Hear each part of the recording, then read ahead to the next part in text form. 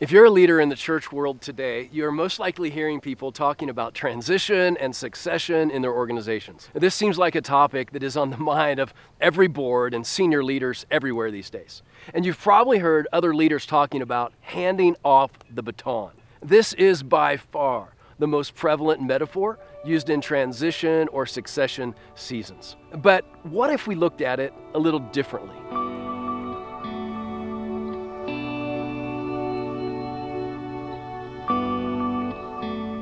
More than seeking a person to just hand the baton to, at Slingshot Group, we believe this is an incomplete picture of what successful transition should look like at your church. At Slingshot, our team sees succession and transition kind of like a forest. You see, when you consider the metaphor of handing off the baton, there are really only two people involved: the current lead pastor and the incoming lead pastor. But we all know that there are more people than that go into the mix of a successful succession. This is why we're out here today.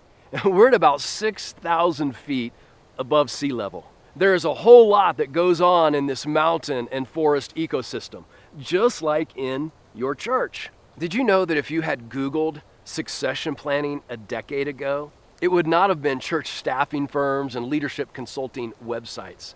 It would have been all about agriculture and urban planning and forestry. It's only been in the last decade or so that succession planning really found its way into the marketplace and into the church. As the leadership in so many churches begins to transition, the succession planning conversation has moved from agriculture to people.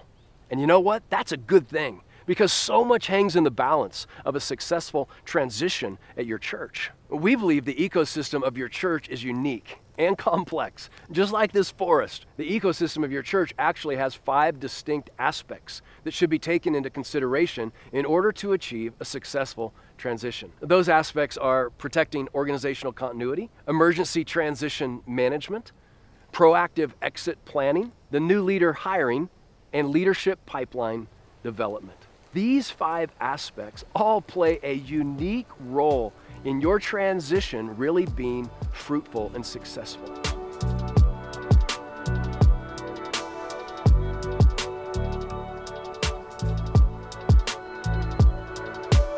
Let me tell you a quick story that I originally heard from my friend Will Heath about his life. This is a true story about the importance of understanding your environment and ecosystem and getting the soil of your church ready for a transition and successful pastoral search.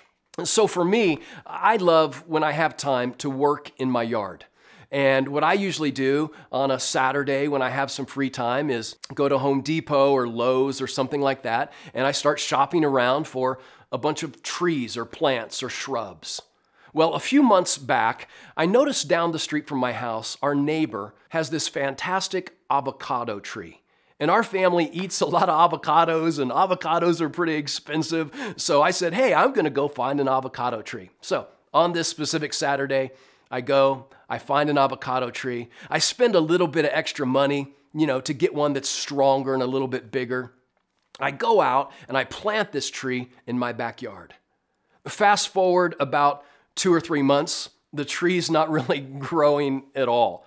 Fast forward 5 months and the tree is actually shrinking. It looks like it's dying. So I finally asked my gardener, what is going on with this tree?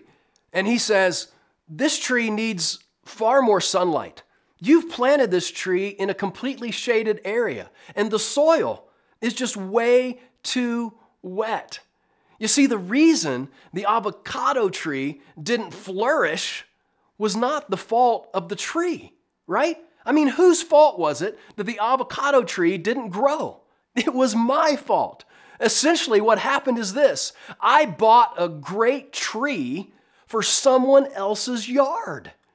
I didn't do any research or due diligence into whether or not I thought the tree would actually be a fit for my yard. I just like the tree. I like avocados, so I decided to plant that tree in my yard, in my ecosystem. And you know what? We do that same thing in churches all the time.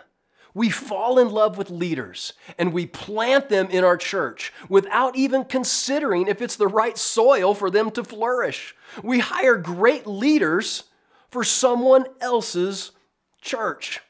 Moving from a baton mentality to an ecosystem mentality can make all the difference in the world when it comes to your succession planning season.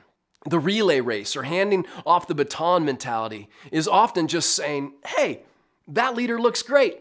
Let's hire him. Let's plant him in our soil, in our church, in our organization, and everything's going to be fine. And when we do this, we have grand dreams and we have good intentions, but oftentimes without ever really considering if that leader will actually fit in our ecosystem and thrive in the soil of our church. I would suggest that we need to drop the baton thinking and we need to embrace more of the shovel and ecosystem thinking.